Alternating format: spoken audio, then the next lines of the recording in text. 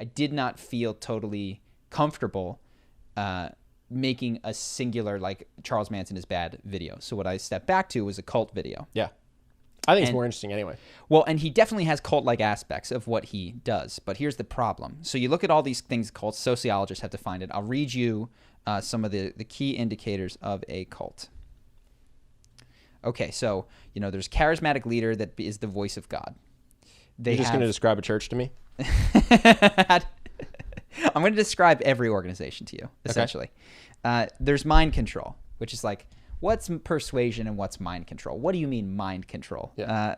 And then there's some sort of exploitation, sexual, financial, otherwise. Now, again, the voice of God, this is not to pick on anybody because I'm going to do this for a lot of organizations. I don't know how the Pope could be anything less than the voice of God on earth. Yeah. Mind control. I mean, that's just persuasion of any kind. Well, the Pope, I think, gets to say what is and isn't allowed by God, right? Doesn't he get to call audibles and say homosexuality is now... popes have. But persuasive ability, come on, everyone has mind control to a degree. That's kind of a lame point in there, I think. And then financial exploitation, I mean, there's been tithing and all of these things going on. So that's not just the church. Okay, let's go to the other things that they say, the 7 things that sort of mark how they get people. They're at a crossroads in their lives, oftentimes. There is a soft sell, like they kind of boil the frog. They introduce them to a new reality. There is a strong, powerful, often dear leader that they look up to. There's an enemy that they need to combat. There's tremendous amount of peer pressure. And then optional Sounds like an MLM. Dude, it sounds like the Army.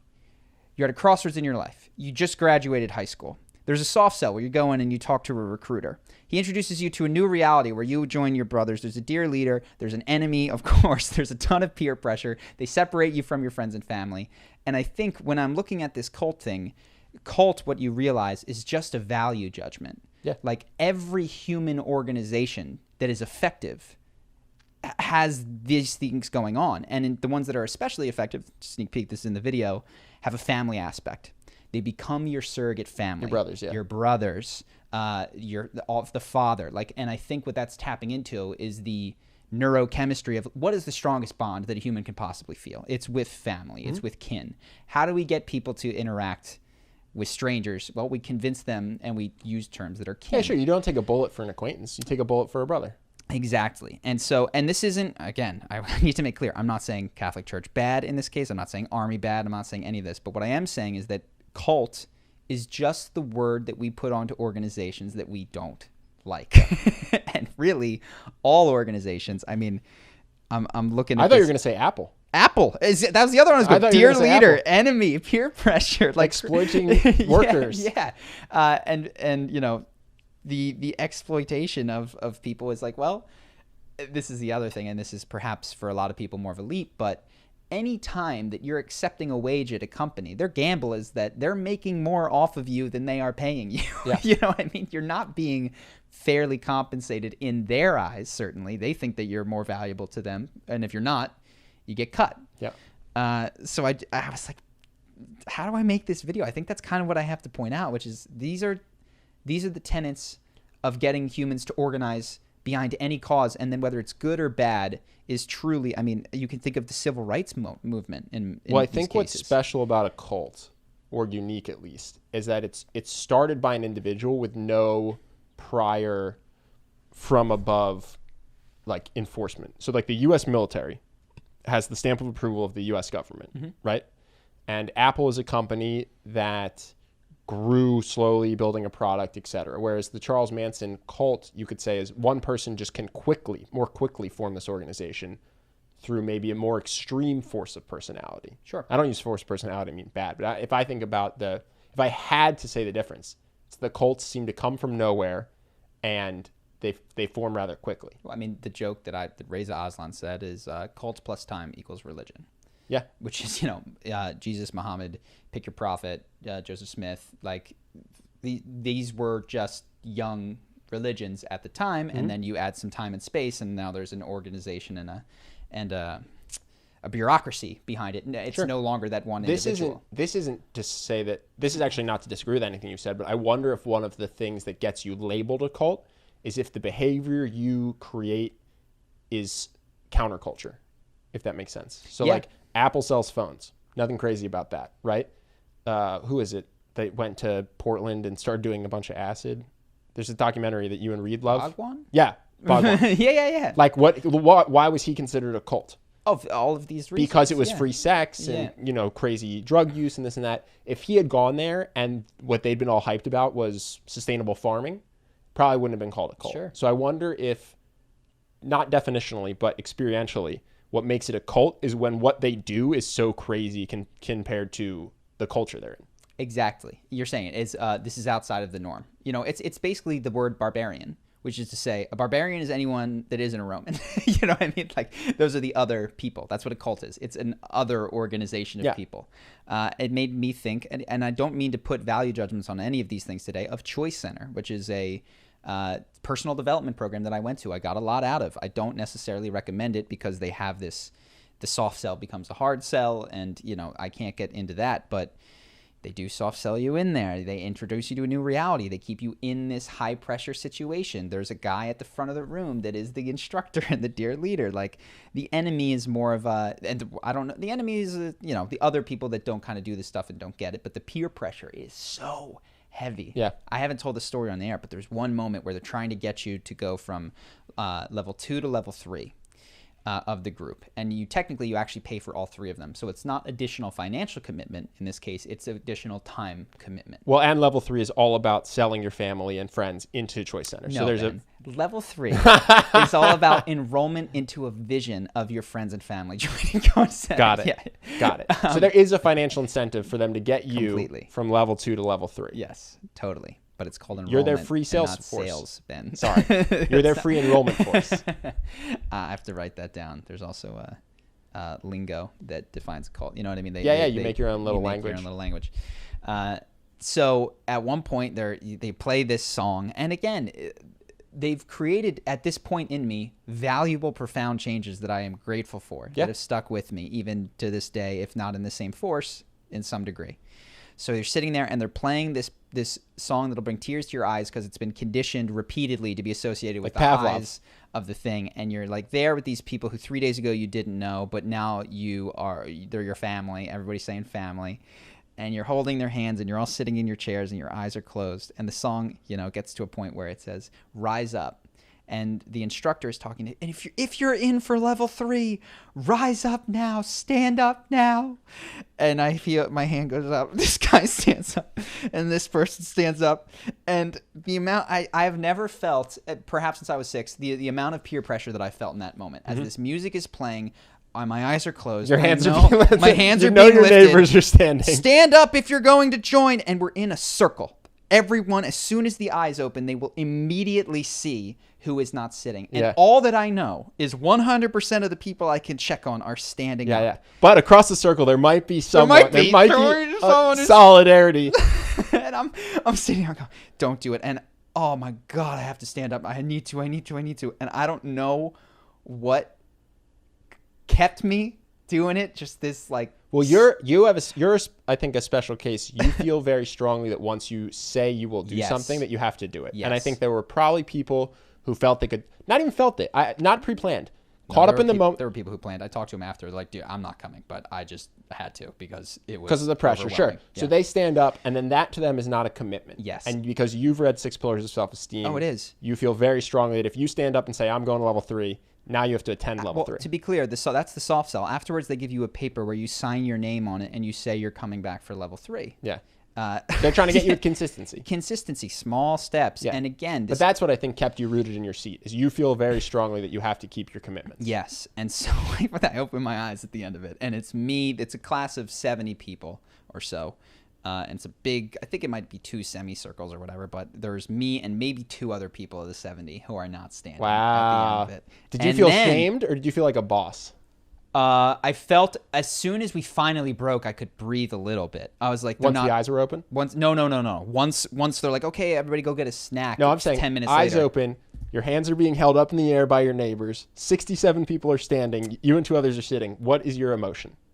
So at that point, thank God the decision has been made. I can't stand up now. Like the moment of highest intensity was when I could have stood up. Got it. So then it was relief, but also shame in that moment. Shame. And an understanding that I was going to receive a lot of questions. But pride, because I was like, I took the hard road and everything from here out is easier, because Yeah. now I don't have to go back on my word. And I think it's an awesome move. I think it's such a baller move. well, then everyone afterward came up to me. I was like, you're not coming. You got to come. And it's Did anyone come up to you though and say, dude, respect for sitting? no. Wow. No. Interesting. I thought for sure someone would be like, dude, Oh, I maybe didn't one wanna, other person that's not coming. I didn't want to stand, but I felt peer pressure. Good for you for sitting. One person was like, I'm not coming back either. Don't. Don't tell him though. Don't tell him. Hold on, I please. got to sign this thing saying I'm I coming. gotta sign this thing. And which is funny because they also they preach integrity. Now, again, not to. Oh, of course. I mean, so, and no knock on them, but just a little behind the curtain here.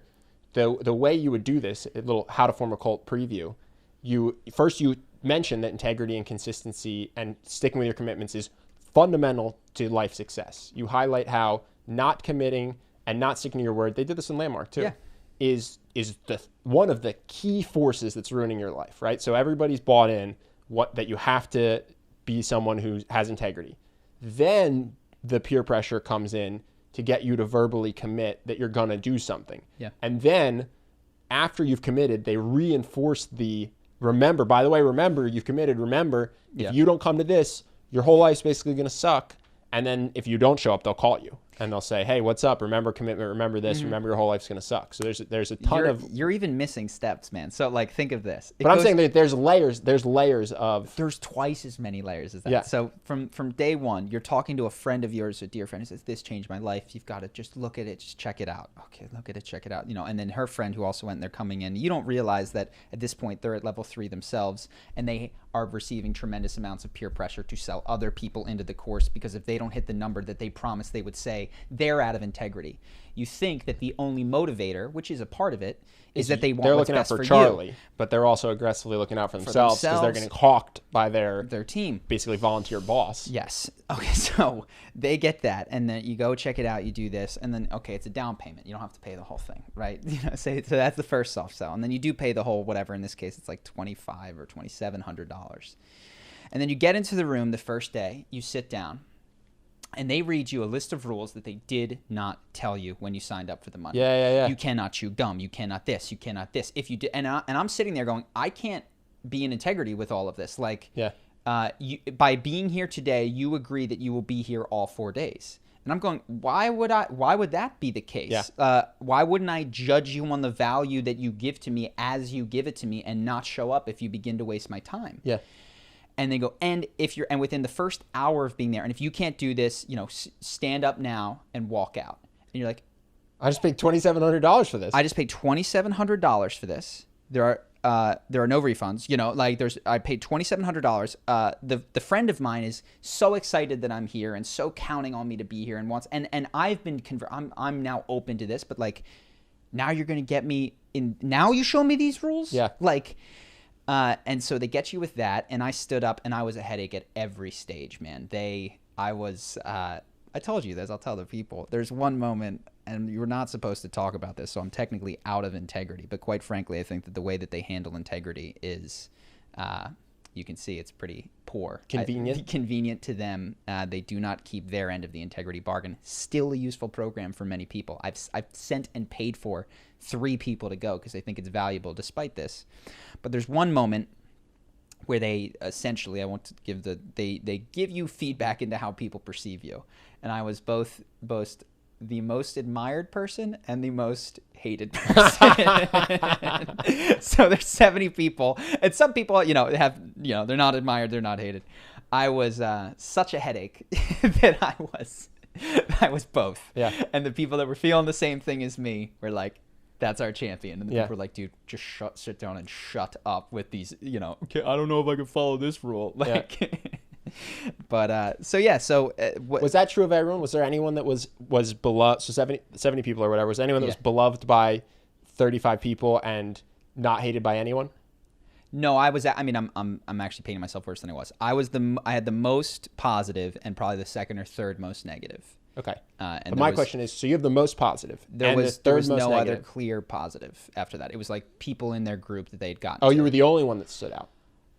I'm just trying to highlight a potential principle here, which is that is it true that the only way to get that admiration is to to stand up for something that people might not like. Because it reminds me of that story. Not only, there was another guy who had a lot, but so I would say it was me, him, and then people that connected with smaller groups of people. So they would have 3 or 4. Well, it reminds me of that law, that law story about the guy that calls people out for cheating. You'll know it better than me. It's Stephen Covey, I think, or his son. It reminds me of that story. I don't know if you want to tell that story because I just... Briefly, I've mentioned it on the channel. There's a test. This guy's at law school. Professor walks out, says, don't cheat, leaves the room. Within minutes, everybody's looking over their shoulder, opening books, and this guy who was like, oh, crap, I'm in law school, but I'm older. I left my family. I got a kid at home, and I'm now in a class of people who are a bunch of cheaters, is sitting there.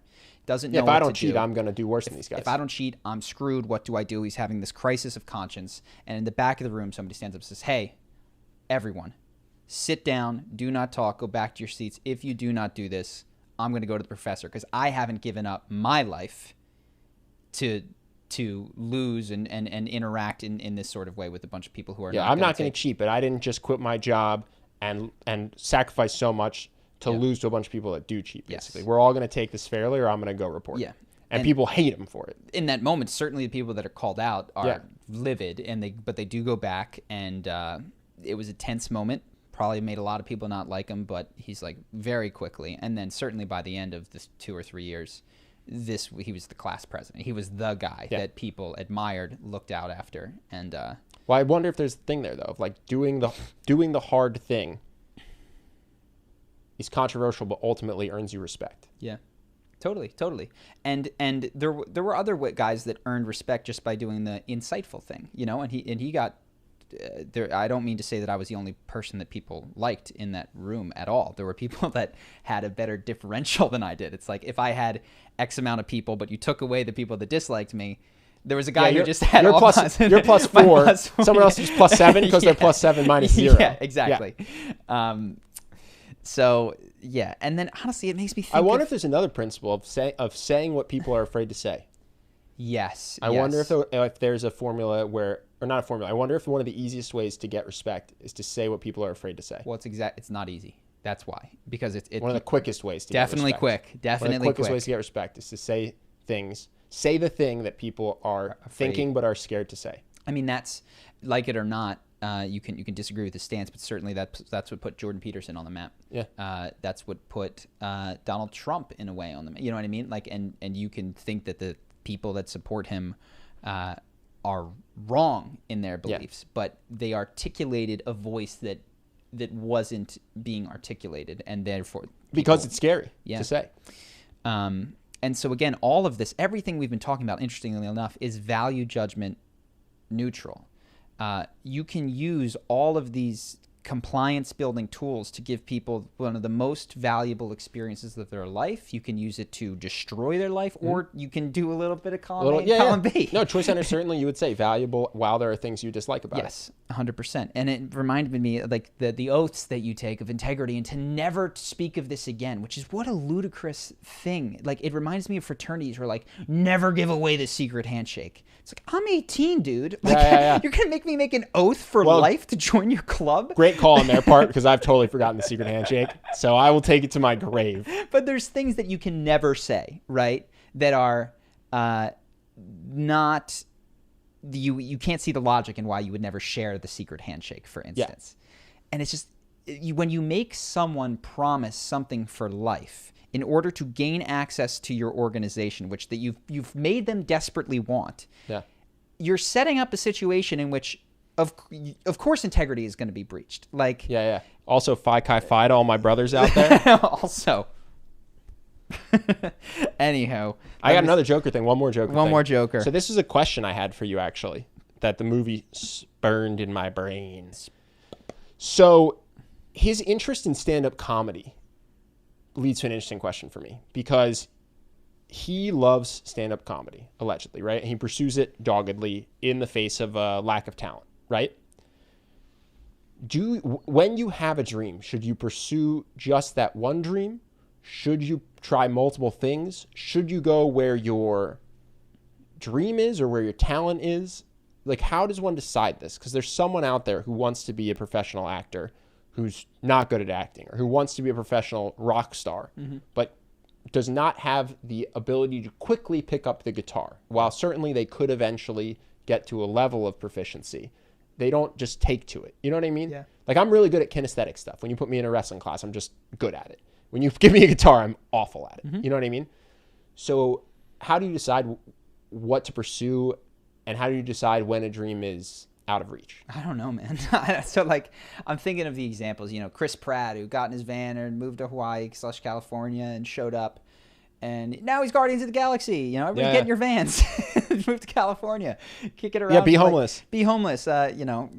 Trade your headshot for, like... And what he had was talent as well. He's very funny. Or the ability to quickly cultivate talent. I don't know what he had when he came here. And then for every Chris Pratt, there's 100 people that aren't him. Yes, this is I have a kind of working theory, but I'd be curious. Do you have anything? I'll give you a spitballed theory, which is, I've heard Ira Glass of NPR say this. He says the most important thing you can start with is good taste, because good taste will tell you how good you are and how good you're not. And of course, good taste is subjective. If you'd introduced Billie Eilish's music 6-7 years ago to people, they'd be like, "This is weird," but now it's she ushered in this new type of I don't mean this in a derogatory, whisper singing, which is kind of her flavor. So catchy, dude. Yeah. I know it's not cool to like it, but oh, it is cool. I do like it. She's the hottest thing right now. At least the 2 songs I know I like. So I don't know. I'd be curious what your theory is. Ira Glass says good taste is the thing that will help steer you of, should I continue? Should I not continue? So what I was thinking, and I was thinking of this in terms of more like, what skills should I try to learn? Like your early stages, right? Should I try to be a stand-up comic? Should I try to be a UFC fighter? And what I came up with was to do the thing you'll be glad you did, regardless of your success. Does that make sense? Yeah. So the systems building and the public speaking, which has ports to a variety of different experiences, right? Well, guess what I was thinking is I liked improv comedy. Okay. So I enjoyed it. If I wanted to be a professional improv comedian, the path to being a professional improv comedian was to take a lot of classes I enjoyed and do performances I liked. So even if I failed, I could look back and go, good use of 5 years. I loved MMA, right? I think I could have ended up as like a low-level UFC fighter. I was never going to be champion, but I liked every step of the way practicing. And then when I saw someone get, I think, paralyzed in the ring basically and carried out. No, it's stretchered out. You were there. They defibrillated his heart. He got paralyzed? They said that he was awake. They never said anything else. The only announcement they made was, hey, guys. It wasn't good. He's not dead was the only announcement they made. I went, okay, well, I don't want to do that anymore, right? But up until that point, every moment was enjoyable. The grueling practices, practicing 5 hours a day, 2-a-days. I loved it. You know what I'm saying? Yeah. Versus if I had seen Conor McGregor on TV and gone, I want to be a UFC fighter because he's making $100 million, but I hated the practices, I think I wouldn't have been able to be successful. And when I wasn't successful, it would have been a huge waste of time. Sure. So that's the best working thing I have. It's like, if you're the Joker, and you want to be a stand-up comedian, and you love attending and studying other stand-up comics and writing jokes and working in your joke book, awesome. Because even if all you do is make an extra $100 a week at your highest peak doing a performance, you've enjoyed the journey. Yeah. And then if you become Jerry Seinfeld, great. Like that's what you're aiming for. That's the best thing I came up with in terms of how do you pick what to learn. And if you're between things, I think which of these skills ports. So being able to stand up in front of a crowd and comfortably speak, which you might learn in stand-up comedy, is so useful. Yeah. Like that is a life skill, whether or not you're telling jokes, but to be in front of people, take a deep breath on stage. That's useful in conversation. That's useful when you're leading a team. All those different kinds of things. So improv is like that a lot. Improv's great. Incredible for that. But what I was thinking in terms of, that's why I like that rule more than what are you talented at? Because we were not talented at charisma when we first started. But we really liked the learning of it. We'd go out and have mediocre interactions, but we'd be stoked because they were better than the below mediocre interactions we had a week prior. And so it was fun the entire time, and it was very motivating. And so that's what made me think. I think we got really good. I think we got to a point we're very happy with. And I was like, well, how did that happen? It wasn't by pursuing my talents. No. But it was by pursuing something that I liked the journey. Do you know what I mean? Totally. So, I agree. Yeah, it was just a question. I was curious if you had anything, because I see his struggles with stand-up comedy, and I think a lot of people are pursuing dreams that they won't ever be the top 0.001% that makes $100 million doing it. So the question I had was, who should pursue what? So yeah, that's what I came up with. I agree. Cool. I'm in. Anything else before we do No, questions? let's do it. I got other stuff. Hit Can me. we take a pee break? Go for it. Questions.